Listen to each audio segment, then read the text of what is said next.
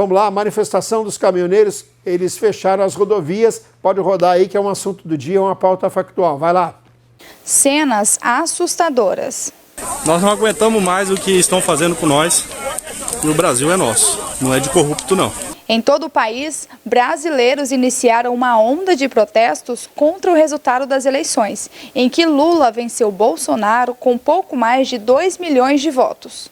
BR fechada, BR-364 fechada aqui, ó. Chegou o governador aqui de pé. Frente a Copercal, é só pros fortes. No Brasil, ao todo 87 pontos de protestos foram registrados, inclusive na Bahia, local considerado reduto de Lula. Em Rondônia, totalizando cerca de 13 pontos. A BR-364, 421, 425 e a BR-435 foram bloqueados. Ji-Paraná e Cacoal estão entre os trechos interditados de maior impacto para o estado. Aí, ó, Cacoal, tá? Cacoal também tá aqui, ó. Fechado Cacoal, não passa, beleza? É isso aí, gente! Nós temos 8 pontos de bloqueio. Você consegue observá-los aí nas publicações que a gente tem no PRF-RO em todo o estado de Rondônia, sendo que a maior parte deles é na BR-364. A PRF já encaminhou equipe para todos os pontos de bloqueio, vem fazendo as tratativas com os manifestantes e, ao mesmo tempo, já entrou em contato com o Poder Judiciário para garantir a liberação da rodovia. Tudo de maneira ordeira e pacífica. Muito bem. Paulo, começamos com você que está agoniado aí para falar. Vamos lá, esse bloqueio dos caminhoneiros aí, como é que você vê, como é que você analisa isso? Bom, eu acho que os caminhoneiros já fizeram uma grande greve na época do governo passado, né? Eles têm o direito de fazer a greve deles, até mesmo o pessoal de esquerda defende muito greve, defende manifestações, é uma questão que é prevista na nossa lei, mas eu acho que eles estão fazendo no lugar errado, eles iriam fazer no Nordeste, não aqui. Aqui foi 70% para o Bolsonaro, eles têm que fazer, não é no Sudeste, nem no Sul. Tem que ir todo mundo para o Nordeste e fechar tudo, as principais. Aí eu acho que talvez eu dou até um amparo para eles. Fora isso, não. Né? Eu acho que se tem que tomar alguma decisão, tem que ser por Brasília. Não adianta a gente ficar também nessa situação toda aí, porque só vai prejudicar quem está trabalhando. Então, eu acho que se os caminhoneiros quiserem parar, pare. Mas deixa as ambulâncias passar, deixa os pais de família passar, deixa os carros normais passar e pare. Aí faz a sua reivindicação. Agora eu queria falar sobre a questão daquele amigo que fez uma fala aí sobre muito petista que estava enrustido. E é verdade, viu, gente? Porque no grupo da minha família, um monte de gente se manifestou hoje que votou no Lula. E ninguém, em nenhum momento, tinha falado nada. Eu fiquei olhando aquilo e falei, meu Deus, estavam tão pertinho. Eu não Estado tinha Democrata e Direito, Paulo. Muito bem, Samuel, sua vez. Olha, pessoal, o Brasil ficou dividido entre reacionários e progressistas. Muitas das pessoas que votaram no Bolsonaro são pessoas progressistas, pessoas dignas, que respeitam o devido processo legal, o Estado Democrático de Direito, o Estado de Direito Democrático, e amam a democracia. Que tem aí uma meia dúzia de arruaceiros que tentam a todo instante mudar o resultado das eleições. O foro adequado para ter resolvido a situação foi no último domingo, dia 30. E no dia 30, o povo brasileiro escolheu, por maioria dos votos, o Lula como presidente. O Bolsonaro ele é o governo do caos, do desastre. E agora o fato do Bolsonaro ter ganho nos 52 municípios do estado, isso, Paulo, só tem que entender que o povo nordestino também é trabalhador. São pessoas honestas, dignas, assim como o senhor. E numa democracia é isso. Lamentavelmente, eu falo isso com muita tristeza no coração, a minoria tem que se curvar para a maioria no sistema majoritário.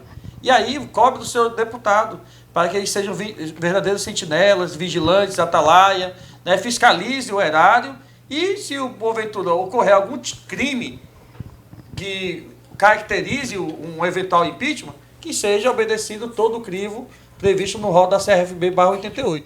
No mais, isso é conversa de perdedor, de pessoas que não sabem perder uma eleição. Eu sou especialista em perder eleições, disputei 4 eleições e reconhecer muito bem. A gente tem que respeitar a vontade do povo brasileiro e, acima de tudo, saber viver com o diferente.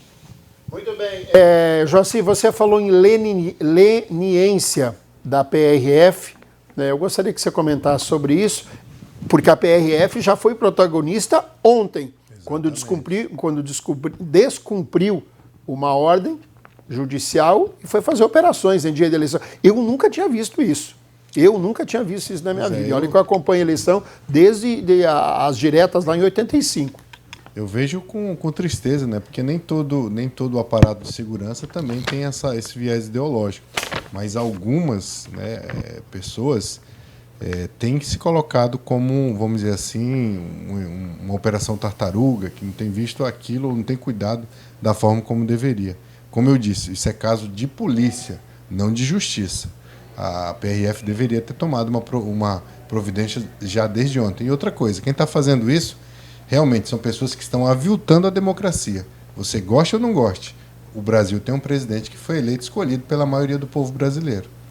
Então a gente precisa começar a respeitar. Você quer respeitar a Constituição? Então respeite o resultado das urnas. Porque sem o respeito ao resultado das urnas, não há qualquer discussão constitucional para frente. Arnaldo, 1 minuto. As palavras do doutor Joaci balizou muito bem o que é a questão legal. Eu acho que é um segmento isolado. A CNT, que é a Confederação Nacional do Transporte, foi quem entrou na justiça contra esse tipo de atitude desses vândalos, que eu considero como vândalos. Eu acho que esse pensamento não confraga de forma alguma a grande maioria dos trabalhadores do transporte brasileiro. E é como diz o doutor Joaci, isso não é um caso de discutir, porque não tem o que discutir com esses criminosos. É cadeia mesmo, é polícia, é caso de polícia. E se a polícia não cumprir, vai ter que colocar a polícia em cima da polícia. Porque não tem jeito, tem que pedir apoio às polícias militares e tudo mais, e acabar com essa balbúrdia, porque eles têm que respeitar a Constituição e respeitar a coisa mais lídima que tem dentro da Constituição, que é o voto. A maioria elegeu Lula. Ele é o presidente. E não vai ser caminhoneiro botando fogo em estrada e vai derrubar a lei eleitoral, e muito menos o presidente.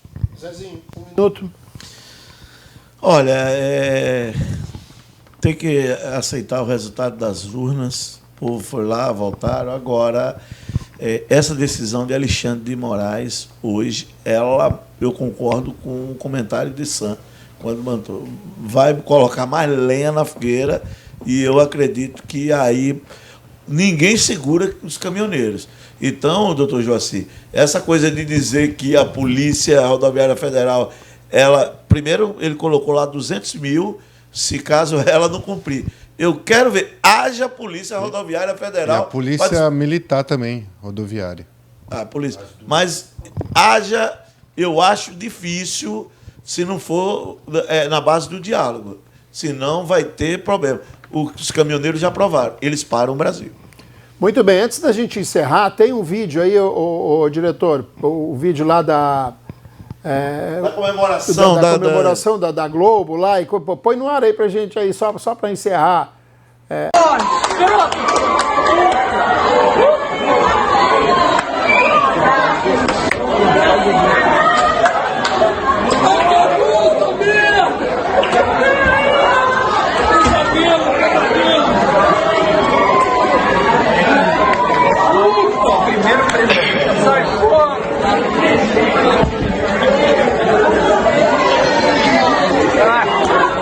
Muito bem, olha só, eu concordei, né, e já que me deram essa prerrogativa de que eu posso opinar, enfim, na edição do programa, no roteiro final do programa, eu concordei com a exibição desse vídeo para mostrar que a Rede Globo, o lado que estava a Rede Globo, enfim, comemorou a vitória de Lula, para contrapor o que tanto se fala e o que tanto se viu da Jovem Pan, que sempre também esteve ao lado de Bolsonaro. Então, para a gente ver os dois lados da história. Né? Cadê o vídeo do pessoal da Jovem Pan chorando? Então para que fique bem claro, só teve a comemoração, foi né, amplamente divulgado. Então, assim, a Globo comemorou de um lado E eu imagino que a Jovem Pan tenha ficado aborrecida do outro.